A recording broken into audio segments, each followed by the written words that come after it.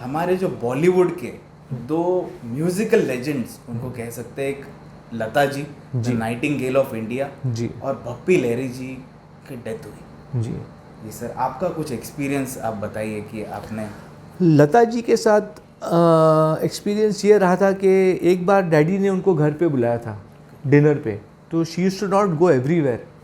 तो वो मेरे फादर जो थे ताहिर साहब, वो भी उनको लता दीदी बोलते थे, दीदी बोलते थे। तो कुछ रिस्पेक्ट था लता दीदी का, लता जी का, मेरे फादर के टुवर्ड्स माय फादर। तो जब उन्होंने कहा कि उन्होंने लंच डिनर पे बुलाया, तो हमारी सारी फैमिली थी। हम लोग तो बहुत छोटे थे, बच्चे थे। तो मेरी उम्र रही होगी कुछ 7 या 8 बरस की। तो वो मुझे याद है, जब वो आई तो उन्होंने बहुत मतलब सिर्फ क्लोज फैमिली थी हमारी, और किसी गेस्ट को नहीं बुलाया था।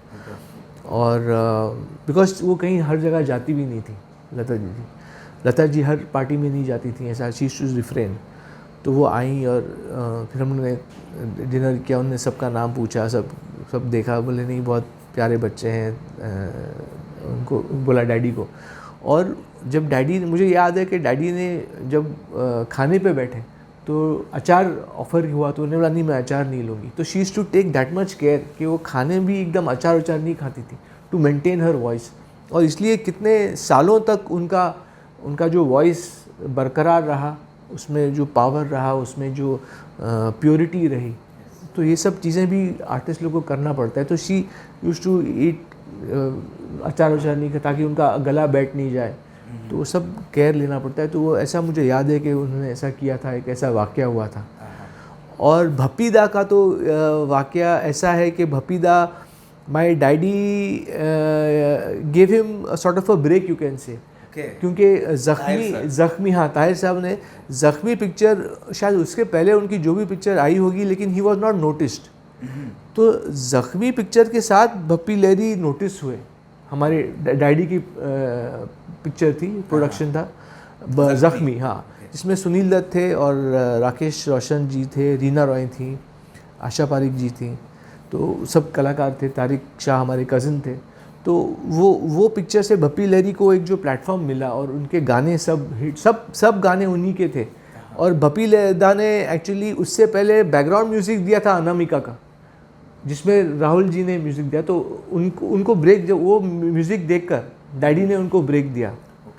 अनामिका का बैकग्राउंड म्यूज़िक भप्पीदा ने किया था, और वो देखकर ही उनको ब्रेक मिला ज़ख्मी पिक्चर में। तो उन्होंने बहुत अच्छे गाने, और भप्पीदा आते थे अपने फादर और मदर के साथ, और वो लोग बैठते थे, और फादर मदर भी, वो भप्पीदा तबला वबला लेके आते थे, हारमोनियम लेके उनका एक आता था, वो धुन सुनाते थे। तो ये सब घर पे होता था हमारे।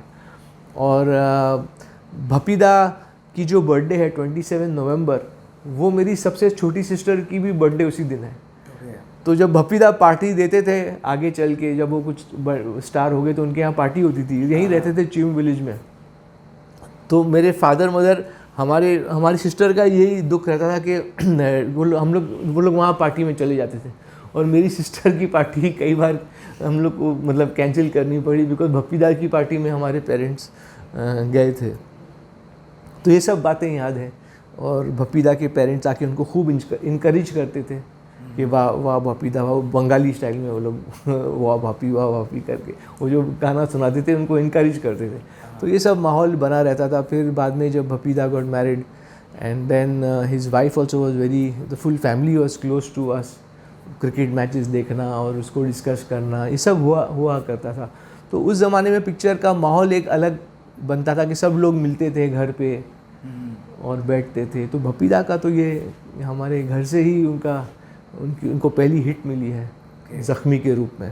सर, ज़ख्मी का कोई गाना आपको याद है? ज़ख्मी के गाने हैं, जलता है जिया मेरा भीगी भीगी रातों में, आजा गोरी चोरी चोरी अब तो रहा नहीं जाए रे, हाय रे हाय रे हाय रे, ऐसे करके गाना था। फिर एक गाना मैं भी गाता हूँ, फैक्ट्री के रिलीज़ के बाद गाने लगा मैं, क्योंकि मुझे पता नहीं था कि मैं ये डायरेक्ट कर लूँगा और ये सब हो जाएगा। तो गाना ये था, नथिंग इज़ इम्पॉसिबल, डा डा डा डा डा डा, कहता हूँ मैं सच बिल्कुल, वो गाना था ऐसा। तो जब मैंने फैक्ट्री बना ली तो मेरे को याद आया कि नथिंग इज़ इम्पॉसिबल मेरे फादर के ही प्रोडक्शन में बना था ये गाना। तो भप्पीदा इज़ गिवन लॉट ऑफ, और जो टाइटल सॉन्ग था ज़ख्मी का, ज़ख्मी दिलों का बदला चुकाने आए हैं दीवाने, जो सुनील दत्त जी गाते थे, उन्होंने उनके ऊपर पिक्चराइज किया गया था। तो Zakhmi had lot of hit music हो गई थी ज़ख्मी, और अभी तक याद की जाती है। क्या बात है सर, आपने वंडरफुल मेमोरीज शेयर किया हमारे साथ सर। जी जी जी, ये बातें किसी को पता नहीं रही। नहीं, ये बातें किसी को पता नहीं है।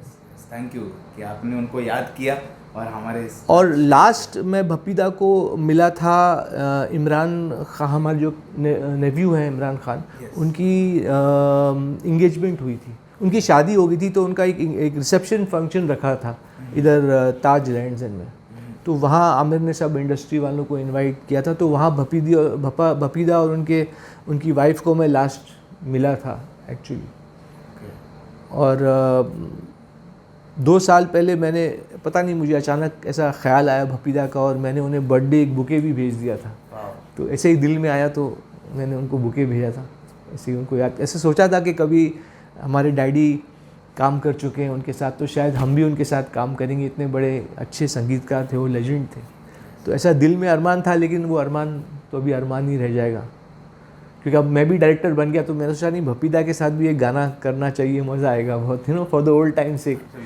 तो लेकिन वो अब अरमान तो रह जाएगा, क्योंकि अब ही नो मोर। फैक्ट्री में जो गाना था फ्राइडे हो ड्राइडे हो, जी जी, वो थोड़ा सा डिस्को टाइप भी है। हाँ, वो फ्लेवर था उसका, उसका। कहते हैं डिस्को किंग। हाँ, उनका डिस्को किंग था।